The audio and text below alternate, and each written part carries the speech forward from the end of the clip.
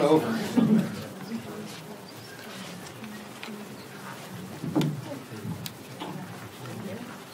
Well, good afternoon, everybody, and this is a great week for families who have been struggling under the weight of President Biden's failed energy policies. For all families across America who are sick and tired of paying too much for gasoline, 40% more since Joe Biden took office. And for all those hardworking families who are sick and tired of paying 20 or 30% more on their household electricity bills. The good news is House Republicans have listened and help is on the way in the form of the Lower Energy Costs Act. This is a great bill that we're bringing to the floor just 2 days from now, where we're going to show the country how we can actually become energy independent, how we can lower costs for families, combating the biggest threat to families, and that's inflation. All of these bad policies that Joe Biden's pushed the last 2 years have had a deep, deep negative impact on families in the form of higher prices. And there's no reason for it. There's no reason we should be getting energy from foreign countries when we can make it here cleaner, more efficient, and at a dramatically lower cost than anywhere else in the world. This bill achieves that. I've got a bunch of colleagues up here that I'm proud to bring up because they've all been a part of bringing the lower energy cost bill to the floor, and they're going to talk about what's in this bill that's going to help those families who have been struggling and who have been waiting for too long to finally get somebody fighting for them in Washington instead of what President Biden's done to stand up for whether it's OPEC or going and begging Saudi Arabia or Putin for our energy. We don't need to do it. We can make it here better than anywhere else in the world. One of the leaders in the fight from the great state of Texas on the Energy and Commerce Committee, August Pfluger.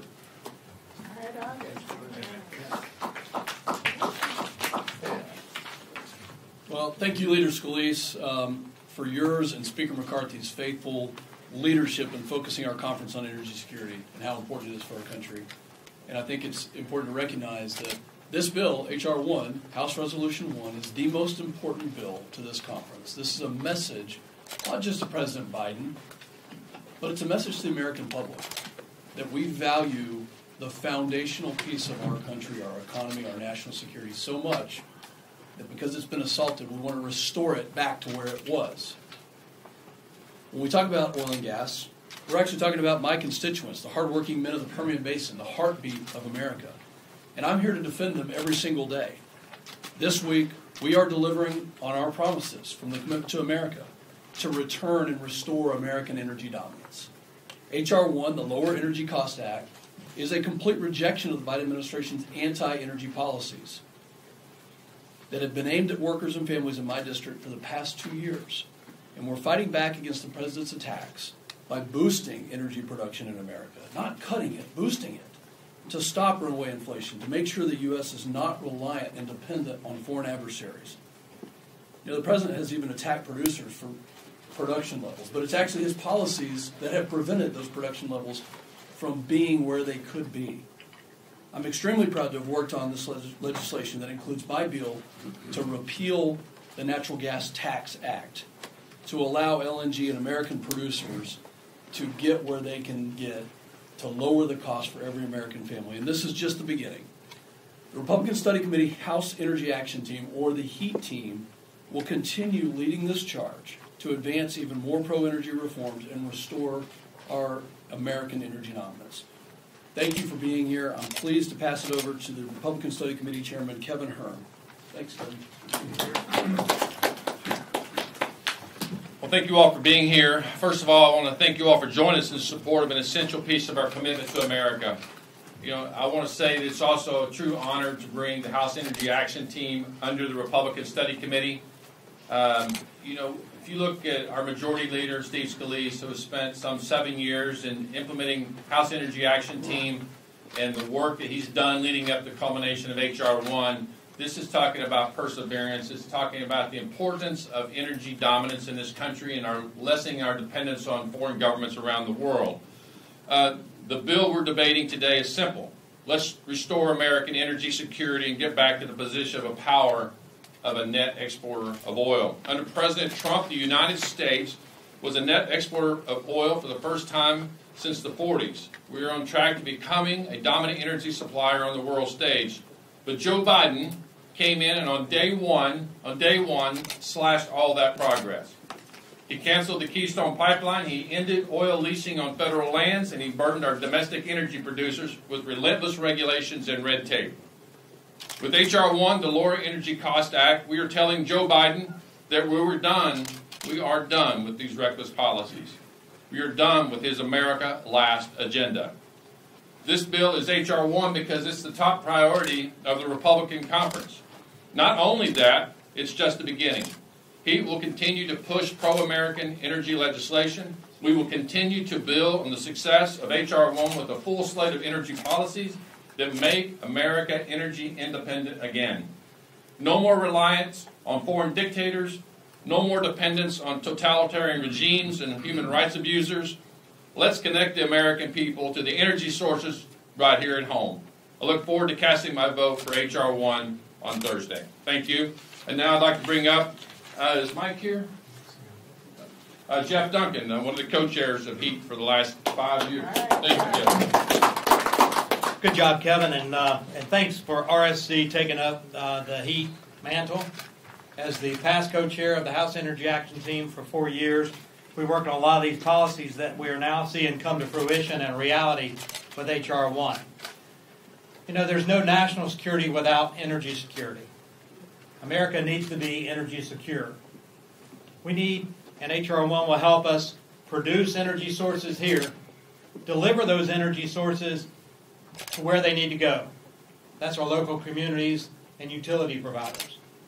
Republicans are about improving the standard of living of Americans. Green policies do the opposite. They lower the standard of living by raising the cost of utility rates for Americans and raising the rates of transportation fuels.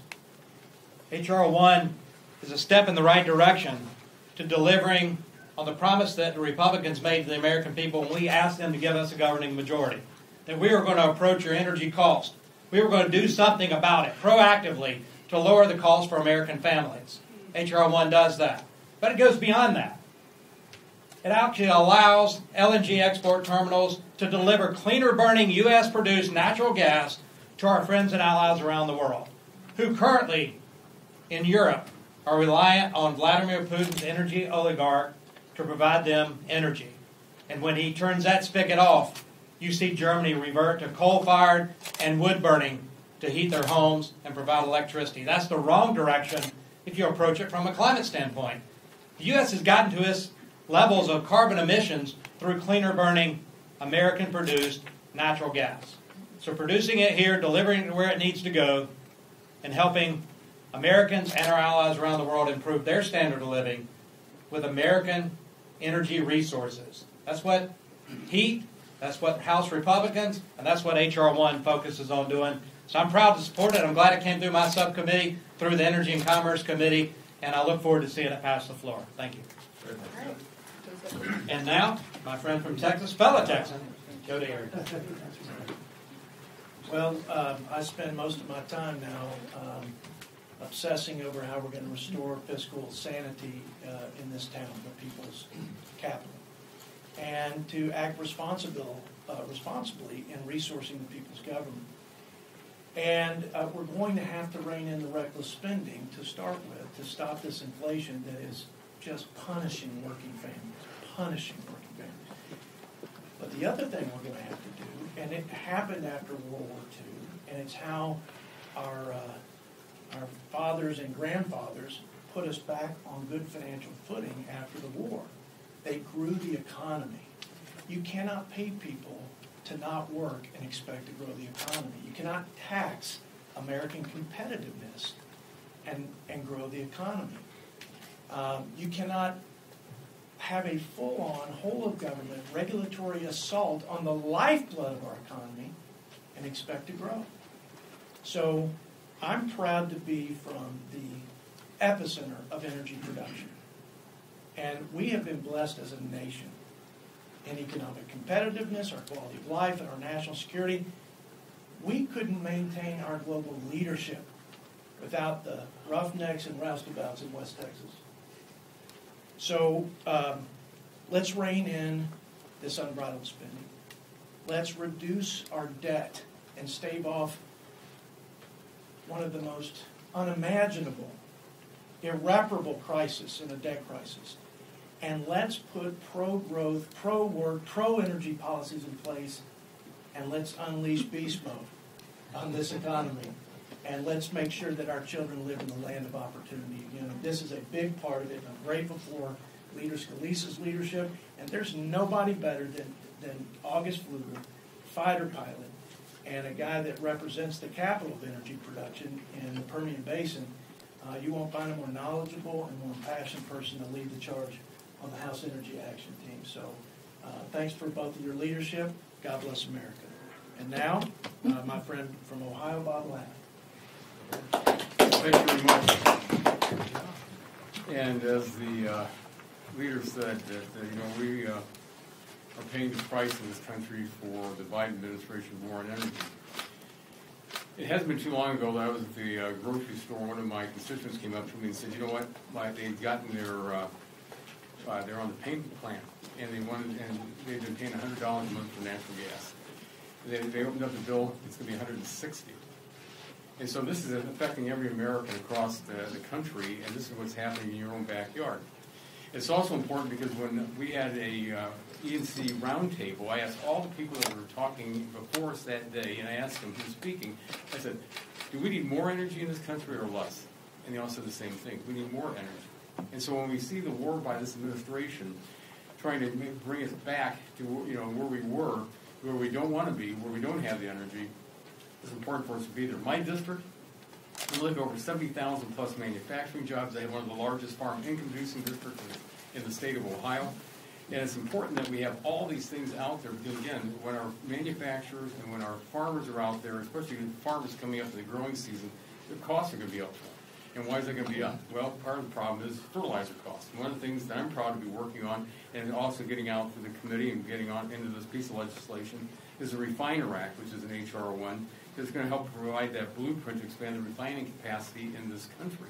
So I want to thank the Majority Leader, Steve Scalise, and also Kathy McMorris-Rogers, our chair of the of Energy and Commerce, and also August for your great work that you've been doing.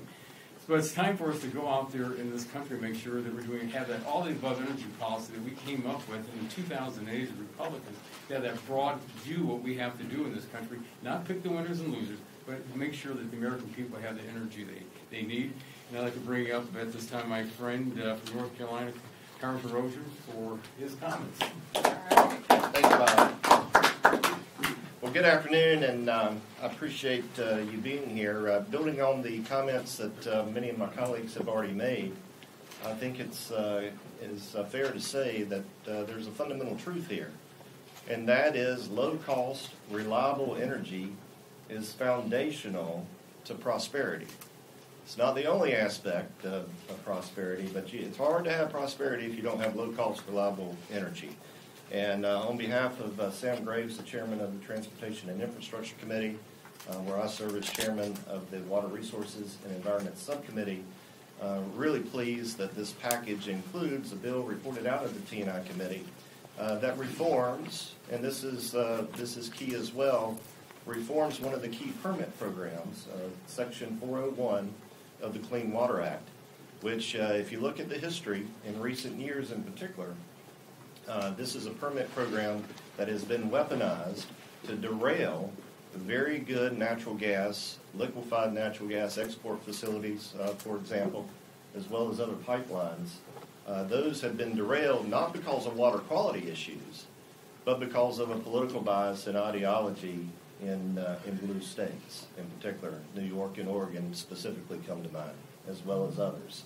So this bill includes legislation that shores that statute up, gets rid of the loopholes that some have used to weaponize the program to derail these very important projects.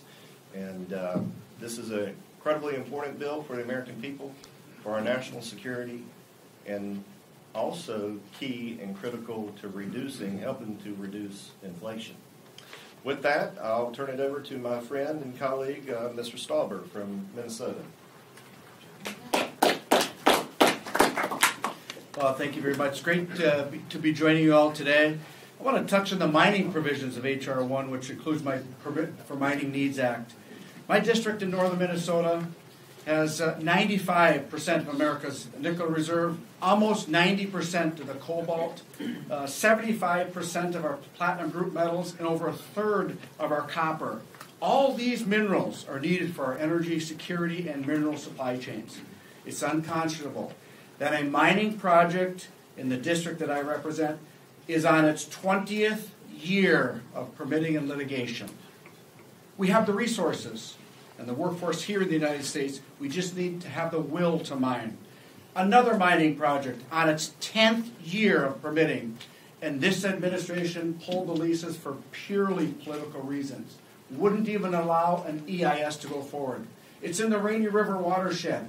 And in that same Rainy River watershed in Ontario, Canada, they permitted a gold mine and started mining for gold within 3 years.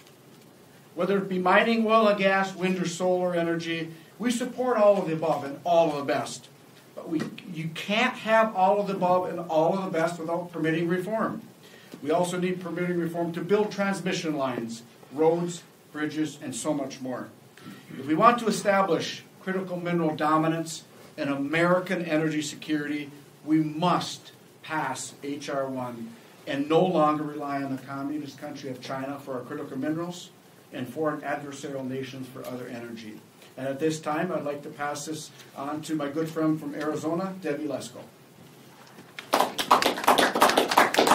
Well, wow, I have a smile on my face. Good afternoon, because Republicans are in the majority, and after 4 years, I'm so happy we're passing a bill, H.R. 1, that is going to lower the energy cost for Americans. The Biden administration's war on American energy has been nothing short of a disaster. Since President Biden has taken office, gasoline prices have increased 51%. Utility gas prices have increased 44%. And electricity prices have increased 24%. My home state of Arizona is home to an abundance of energy resources, yet this administration has signaled that it would rather drain our emergency reserves, cripple domestic energy production, and turn to our adversaries. With H.R. 1, House Republicans are fighting back. I'm proud that my legislation to condemn President Biden's cancellation of the Keystone XL pipeline was included in this critical package. The decision to cancel Keystone XL pipeline was just the first in President Biden's reckless energy policies. The pipeline cancellation ultimately cost our nation 59,000 jobs and up to $9.6 billion that would have helped our economy. And guess what? It didn't even reduce emissions. With this legislation, H.R. 1, we are finally holding the administration accountable for its failures and working to unleash American energy independence to lower costs for our constituents. And with that, I want to introduce Representative Randy Weber from Texas. Thank you, Debbie. I represent the upper Gulf Coast of Texas, and if you know anything about energy, then you know we are part of that energy capital of the world known as Texas. August Pfluger's district, Jody Arrington's district, they drill, they send that oil down to us, we refine it, we sell it all over the place. Over the last 2 years, Joe Biden has absolutely destroyed our energy independence with a simple stroke of a pen. They are directly responsible for skyrocketing gas prices for everyday Americans, making us more reliant on foreign dictators, and you've heard my colleagues up here say it shouldn't be so. Doesn't have to be that way. We cannot afford to live in this Greenies dystopia that the far-left folks dream about. It is absolutely insanity. It's far past time to stop this radical anti-American energy agenda. Yes, this bill will directly benefit our Texas energy districts. It will. It will benefit the entire United States with lower energy prices. And even more importantly, it's going to lower all the costs for all hardworking Americans, every state, even every territory, I would add. We must increase production, reform the drawn-out permitting processes, streamline the energy infrastructure, and boost the production and processing, Pete, as you said, of critical minerals. We produce energy cleaner, more efficiently, and cheaper than any other country in the world. You've heard that. We can do it as efficiently as anybody, more so, and help reduce greenhouse gas emissions. Folks, H.R. 1 helps get us back doing just that. And I will add this. If President Biden keeps on doing what he's doing, he won't have the energy to run for a second term. Good one. And worse than that, neither will America. H.R. 1's got to get passed. We're glad that we're on it. And let me just say, I'm glad to be here, and I introduce my good friend, Mr. Wahlberg. Thanks to the team. And I come from the auto capital of the world. It all began there. And those wonderful machines that get us around aren't built without energy.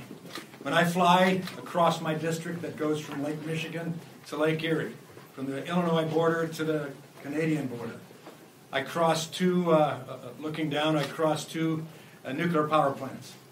One sitting on Lake Michigan, one sitting on Lake Erie. I cross a huge coal-fired plant still on Lake Erie, putting out huge energy that makes a difference for all of us. Natural gas plants. But I also see, and looking down as I fly over, in a plane that's fueled by energy that comes through the Line 5 pipeline, coming from Canada, bringing resources down to be refined in Detroit and in Toledo, put back in the jet fuel that many of my colleagues and I fly to Washington on each week in planes fueled by that jet fuel. And we look down and we see wind towers being built with huge energy that comes to the welders who are welding those huge discs that make the wind towers for the energy that comes from steel that is in a steel mill right next to that on the Port of Monroe. All of that takes energy. And so I'm delighted to be standing here today speaking on behalf of H.R. 1, our first priority as Republicans, but priority for the people of our country. H.R. 1 is a vital piece of legislation that will reverse course from the failed policies of the Biden administration and promote American energy independence. Included in the legislation is my bill, the PIPES Act, which would prevent executive overreach from shutting down safe and essential pipelines without congressional approval, including Line 5, that we fight to keep open, with the president and the governor of our state still looking at trying to shut that down. For what reason, I have no idea. Maybe it's to keep me from getting to Washington. H.R. 1 represents a return to putting hardworking Americans first again. Delighted to now introduce to you for the next speaker, the representative from Colorado, Representative Bogert. She's to go. We have to take a few questions. Yes, ma'am. It looks like you might get a few Democrat votes on this bill, but are you confident that you'll have every single Republican on board? We've got almost every Republican already committed. Obviously, the whip team's still working through a few. You looked at the amendments that are filed, over 30 amendments, so we're working through those as well. But I've heard from a few Democrats who will be supporting it. Frankly, every Democrat ought to support it. Saw President Biden issued a veto threat on the bill because I guess he wants American families to pay higher energy costs. Maybe after he hears from them, he'll reverse course and support the bill like he did with the D.C. crime bill, which he initially opposed and then later signed into law. Are there any of those amendments that you think could cause a significant number of Republicans to vote against this bill if they get through? No. So after passage, the Senate's unlikely to take it up for Senator Schumer. Is there any interest among leadership in putting some of the more bipartisan provisions in must-pass legislation like debt ceiling, government funding, later on in the year? Well, I wouldn't buy the premise because just because Chuck Schumer wants New Yorkers to pay more for their energy, there are a lot of senators that are recognizing, especially those that are up on the ballot next year, that high energy costs are a huge burden on families all across America and especially in their states. You know, they're going to have to go home and hear from those constituents who are fed up with paying higher energy costs. And once they see, and look, we've got 2 days of full debate.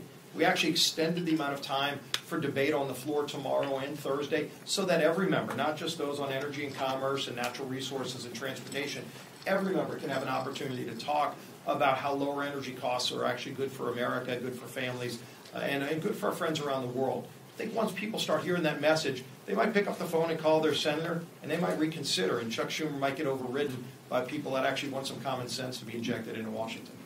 Yes, ma'am. Well, sort of following up on that question, though, just the reality is you need to get Schumer or at least 10 Democrats on board, or 11 actually.